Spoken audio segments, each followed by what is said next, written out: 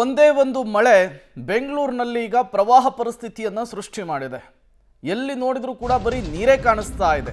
ಬೆಂಗಳೂರಿನ ಮಳೆಗೆ ಕಂಠೀರವ ಸ್ಟೇಡಿಯಂ ಕೂಡ ಜಲಾವೃತವಾಗಿದೆ. ರನ್ನಿಂಗ್ ಟ್ರ್ಯಾಕ್ ಮೇಲೆ ನೀರು ನಿಂತಿರುವಂತಹ ವಿಚಾರ ಗೊತ್ತಾಗ್ತಾ ಇದೆ. ನೀರಿನ ಮಧ್ಯೆಯೇ ಕ್ರೀಡಾಪಟುಗಳಿಂದ ಪ್ರಾಕ್ಟೀಸ್ ಕೂಡ ಮುಂದುವರೆದಿದೆ. ಬೆಂಗಳೂರಿನ ಮಳೆಗೆ ಕಂಠೀರವ ಸ್ಟೇಡಿಯಂನಲ್ಲೂ ಕೂಡ ಅವಾಂತರ ಸೃಷ್ಟಿಯಾಗಿರುವಂಥದ್ದು. ಮಳೆ ನೀರು ಅಲ್ಲಿಗೂ ಕೂಡ ನುಗ್ಗಿದೆ. ನೀವು ಕೂಡ ವಿಜುವಲ್ಸನ್ನು ಗಮನಿಸ್ತಾ ಇದ್ದೀರಿ. ಒಂದೇ ಒಂದು ದಿನದ ಮಳೆ ಬೆಂಗಳೂರಿನಲ್ಲಿ ಏನೆಲ್ಲ ಅವಾಂತರವನ್ನು ಸೃಷ್ಟಿ ಮಾಡಿದೆ ಅಂಥೇಳಿ.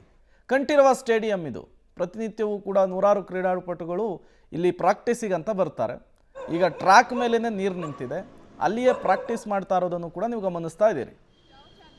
ಬೆಂಗಳೂರಿನಲ್ಲಿ ರಾತ್ರಿ ಸುಳಿದಂತಹ ಮಳೆಗೆ ಭಾರಿ ಅನಾಹುತಗಳಾಗಿದ್ದಾವೆ. ಇದು ಕ್ರೀಡಾಪಟುಗಳ ಅಭ್ಯಾಸಕ್ಕೂ ಕೂಡ ತೊಂದರೆ ಆಗಿರುವಂಥದ್ದು. ನಾನಿವಾಗ ಕಂಠೀರವ ಹೊರಾಂಗಣ ಕ್ರೀಡಾಂಗಣದಲ್ಲಿದ್ದೇನೆ. ಇಲ್ಲಿನ ಪರಿಸ್ಥಿತಿಗಳನ್ನು ತೋರಿಸ್ತೀನಿ.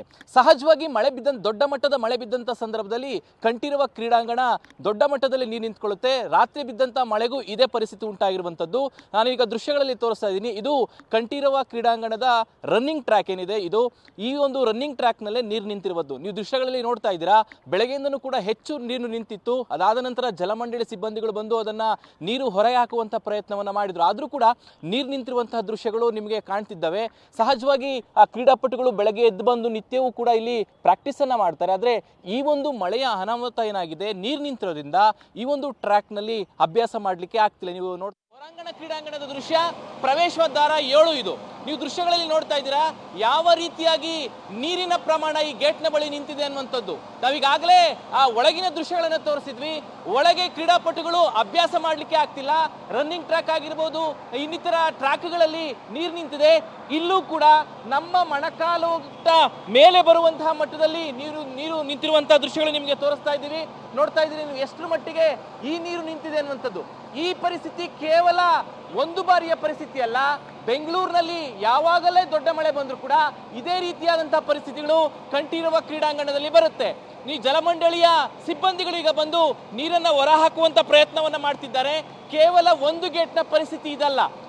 ಕಂಠೀರವ ಕ್ರೀಡಾಂಗಣದ ಅನೇಕ ಗೇಟ್ಗಳ ಬಳಿ ಈ ರೀತಿಯಾಗಿ ಪ್ರವಾಹದ ರೀತಿ ನೀರು ನಿಂತಿರುವ ದೃಶ್ಯಗಳು ನಮಗೆ ಕಂಡು ಬರ್ತದೆ. ನಮ್ಮ ಕ್ಯಾಮ್ರಾಮನ್ಗೆ ಒಳಗಡೆ ದೃಶ್ಯಗಳನ್ನು ತೋರಿಸ್ಲಿಕ್ಕೆ ನಾವು ಪ್ರಯತ್ನ ಪಡ್ತೀವಿ. ಎಷ್ಟು ಮಟ್ಟಿಗೆ ನೀರು ನಿಂತಿದೆ ಅನ್ನುವಂಥ ದೃಶ್ಯಗಳು ನಾನು ಈಗಾಗಲೇ ಹೇಳಿದಾಗೆ ನಮ್ಮ ಮೊಣಕಾಲಿಗಿಂತ ಎತ್ತರವಾಗಿ ನೀರು ನಿಂತಿರುವಂತಹ ದೃಶ್ಯಗಳು ಕಂಡು ಬರ್ತಿದ್ದಾವೆ. ಈ ಒಂದು ನೀರು ಕಂಠೀರವ ಸ್ಟೇಡಿಯಂನ ದೃಶ್ಯಾವಳಿಗಳನ್ನು ನೀವು ಗಮನಿಸ್ತಾ ಇದ್ದೀರಿ. ಯಾವ ರೀತಿಯ ಪರಿಸ್ಥಿತಿ ನಿರ್ಮಾಣವಾಗಿದೆ ಅಂಥೇಳಿ. ಒಂದೇ ಒಂದು ಮಳೆ ಬೆಂಗಳೂರಿನಲ್ಲಿ ಅಲ್ಲೋಲ ಕಲ್ಲೋಲ ಸೃಷ್ಟಿ ಮಾಡಿಬಿಟ್ಟಿದೆ. ಬೆಂಗಳೂರಿನ ಬಹುತೇಕ ಕಡೆಗಳಲ್ಲಿ ಇದೇ ರೀತಿಯ ಪರಿಸ್ಥಿತಿ ನಿರ್ಮಾಣವಾಗಿದೆ. ಜನ ಮನೆಯಿಂದ ಹೊರಗೆ ಬರೋದಕ್ಕೂ ಆಗ್ತಾ ಇಲ್ಲ, ಮನೆಯ ಒಳಗಿರೋದಕ್ಕೂ ಕೂಡ ಆಗ್ತಾ ಇಲ್ಲ. ಅಂತಹ ಪರಿಸ್ಥಿತಿ ನಿರ್ಮಾಣವಾಗಿದೆ. ಇಷ್ಟೆಲ್ಲ ಅಧ್ವಾನ ಆಗಿದೆ, ಇಷ್ಟೆಲ್ಲ ಅವಾಂತರಗಳು ಸೃಷ್ಟಿಯಾಗಿದೆ. ಇಲ್ಲಿಯವರೆಗೂ ಒಬ್ಬ ಅಧಿಕಾರಿಗಳು ಬಂದು ನಿಮ್ಮ ಸಮಸ್ಯೆ ಏನಪ್ಪ ಅಂಥೇಳಿ ಕೇಳೋ ಕೆಲಸ ಮಾಡ್ತಾ ಇಲ್ಲ.